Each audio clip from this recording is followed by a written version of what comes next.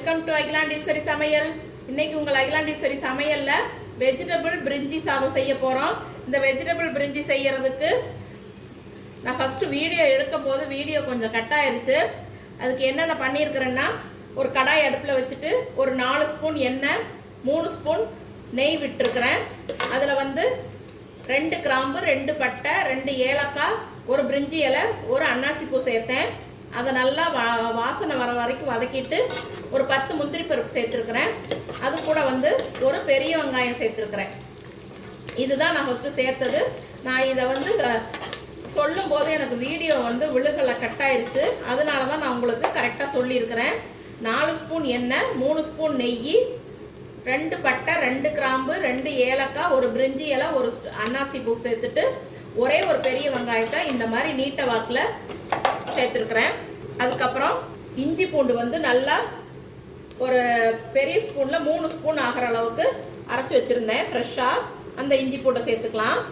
இஞ்சி பூண்டு நிறைய சேர்த்திங்கன்னா தான் இந்த மாதிரி சாதத்துக்கு வந்து நல்லா அந்த பிரியாணியோடைய ஃப்ளேவர் நல்லா இருக்கும். பிரியாணி மாதிரியே நல்லா வாசனையாக இருக்கும். இஞ்சி பூண்டு போட்ட உடனே நல்லா வதக்கணும். ஒரு 2 நிமிஷம் அதனுடைய பச்சை வாசனை போக வரைக்கும் நல்லா வதக்கணும். இது கூடவே ஒரு கைப்பிடி அளவுக்கு புதினா சேர்த்துக்கலாம். புதினா சேர்த்துட்டு நல்லா வதக்கி விடுங்க. இந்த வதக்கிறதுல தான் இருக்குது நம்ம பிரியாணி, வெஜிடபிள் பிரியாணி, பிரிஞ்சி சாதம், நான்வெஜ் பிரியாணி ஆகட்டும், எதாக இருந்தாலும் நம்ம இந்த வதக்கிறதுல தான் அதனுடைய டேஸ்ட்டே இருக்குது. ரொம்ப பொறுமையாக வதக்கணும், அவசரப்படாமல். ஸ்டவ்வை வந்து மீடியம் ஃப்ளேமில் வச்சு வதக்குங்க, இல்லைன்னா அடி பிடிச்சிக்கும். பாருங்க, இஞ்சி பூண்டு புதினாலாம் போட்டோன்னே நல்ல சூப்பரான வாசனையாக இருக்குது.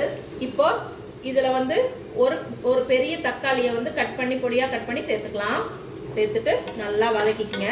இந்த பிரிஞ்சி சாதத்துக்கு வந்து நான் பாசுமதி அரிசியை ஒரு அரை மணி நேரத்துக்கு முன்னாடியே ஊற வச்சு நல்லா 2-3 தடவை கழுவிட்டு ஊற வச்சுருக்கிறேன். 1 டம்ளர் பாசுமதி அரிசி எடுத்திருக்கேன் நான் இன்னைக்கு. இங்கே பாருங்க, இதெல்லாம் நல்லா ஒரு நிமிஷம் வதங்கிருச்சு எண்ணெயிலேயே. இப்போ வந்து இதுக்கெல்லாம் மசாலா சேர்த்துக்கலாம். ஒரு அரை ஸ்பூன் மஞ்சள் தூள் சேர்த்துக்கலாம். 1 ஸ்பூன் மிளகாய் தூள் சேர்த்துருக்குறேன். பச்சை மிளகா போட போகிறோம், அதனால நம்ம வந்து 1 ஸ்பூன் பச்சை மிளகாய் தூள் சேர்த்துனா போதும். சின்ன ஸ்பூனில் 1 ஸ்பூன் வீட்லேயே அரைச்ச கரம் மசாலா சேர்த்துக்கலாம். சேர்த்துட்டு நல்லா வதக்கி விட்டுருங்க. இப்போ இதில் வந்து ஒரு 2 பச்சை மிளகாயை சும்மா ரஃப்பாக இப்படி உடச்சி போட்டுக்கலாம். சேர்த்துட்டு ஒரு பெரிய கரண்டியில் ஒரு கரண்டி நல்லா தயிர் சேர்த்துக்கலாம். இப்போ இந்த பிரிஞ்சிக்கு தேவையான அளவுக்கு உப்பு சேர்த்துடலாம். பாருங்க, நல்லா இந்த மாதிரி தயிர் சேர்த்துட்டு வதக்கி விடணும். வதக்கி விட்டு ஒரு நிமிஷம் அப்படியே விட்டுருங்க. எண்ணெய் பிரிஞ்சு வரணும், நல்லா எண்ணெய் பிரிஞ்சு வரணும். அவசரப்பட்டு நம்ம இந்த மாதிரி டிஷ்ஷெல்லாம் செய்யும் போது ஒன்று மேலே ஒன்று போட்டு வதக்காமல் விடக்கூடாது. நல்லா வதங்கி வந்ததுக்கப்புறம், ஒவ்வொரு பொருளும் போட்டதுக்கப்புறம் வதங்கி வந்ததுக்கப்புறம் தான் அடுத்தது நம்ம செய்யணும். இப்போ பாருங்கள், நல்லா எல்லாம் வதங்கிருச்சு. இப்போ காய்கறி சேர்த்துக்கலாம். நல்லா பெரிய கேரட் 1 கேரட்டு, பீன்ஸ் 50 கிராம், உருளைக்கிழங்கு நல்லா பெரிய உருளைக்கிழங்கு 1 எல்லாம் கட் பண்ணி வச்சுருக்கிறேன். இதெல்லாம் சேர்த்துக்கலாம். சேர்த்து நல்லா இந்த காய்கறி வந்து இந்த மசாலா கூட வதக்கிட்டு இப்போ தண்ணி சேர்த்துக்கலாம். தண்ணி வந்து 1 கப், ஒரு டம்ளர் அரிசிக்கு 1.5 டம்ளர் தண்ணி சேர்த்துக்கலாம். இப்போ தண்ணி நல்லா கொதி வரணும். தண்ணி கொதி வந்ததுக்கப்புறம் அரிசியை சேர்த்துக்கலாம். இப்போ பாருங்க, தண்ணி நல்லா கொதிச்சுக்கிச்சு.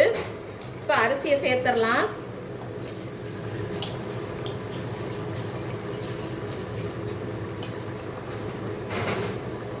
அரிசியை சேர்த்துட்டு நல்லா ஒரு நிமிஷம் இந்த மாதிரி பண்ணிவிட்டு மல்லி இலை சேர்த்துக்கலாம்.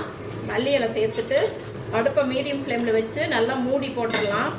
மூடி போட்டுட்டு ஒரு 5 நிமிஷம் அப்படியே விட்டுருங்க. அதுக்கப்புறம் அரிசியும் தண்ணியும் ஈக்குவலாக வந்துடும். அதுக்கப்புறம் நம்ம தம் போட்டுக்கலாம். இப்போ பாருங்கள், ஒரு தடவை வந்து நல்லா பெரட்டி விட்டுக்குங்க. இப்போ அரிசியும் தண்ணியும் எல்லாம் சரிசமமாக வந்துருச்சு.